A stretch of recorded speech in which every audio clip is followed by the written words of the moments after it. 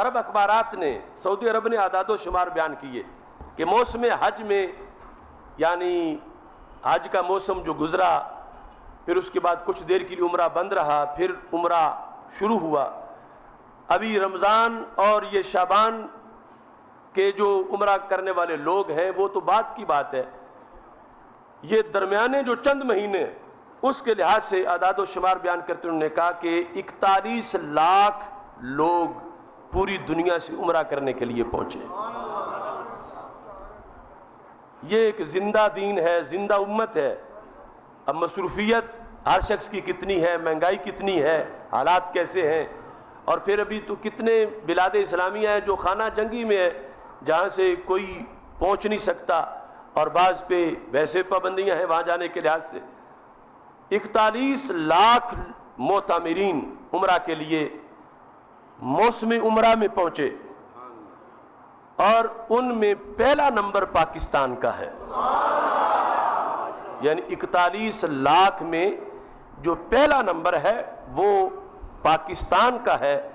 اور پاکستان کے جو عمرہ کرنے والے لوگ ہیں اس موسم عمرہ میں حج کے بعد سے لے کر اب تک ان کی تعداد انہوں نے 10,15,313 بتائی. تو یعنی کل عمرہ کرنے والے 41 لاکھ ہیں، اور ان میں سے 10 لاکھ جو ہے 10,15,313 یہ پاکستانی ہیں.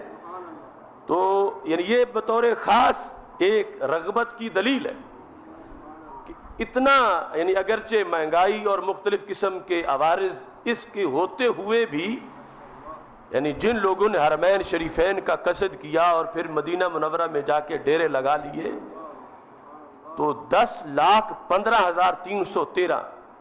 دوسرا نمبر انڈونیشیا کا ہے، اور وہ 6,58,790 افراد ان کے پہنچے. لیکن 10 کا اور 6 کا یہ فرق واضح ہے.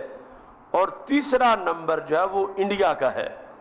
اب وہ ایک ہندوؤں کا ملک ہے، لیکن اس کے باوجود یہ جو خطہ بر صغیر کا ہے یہ زرخیز بڑا ہے، اس میں محبت کا ایک اپنا ہی انداز ہے.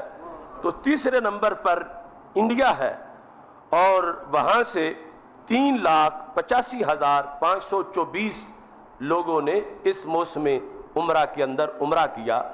تو یہ اہل پاکستان سعودی عرب جا کر حجاز مقدس میں عمرہ کرنے کے لحاظ سے اتنے کثیر تعداد، میں خود اس پر حیران ہوں.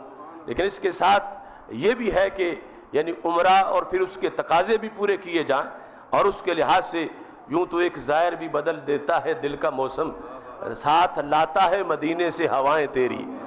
تو جس سرزمین کا 10 لاکھ نمائندہ وہاں پہنچا ہے تو یقیناً اسی لحاظ سے برکتیں لے کر بھی وہ 10 لاکھ واپس لوٹے ہیں. اللہ اللہ اللہ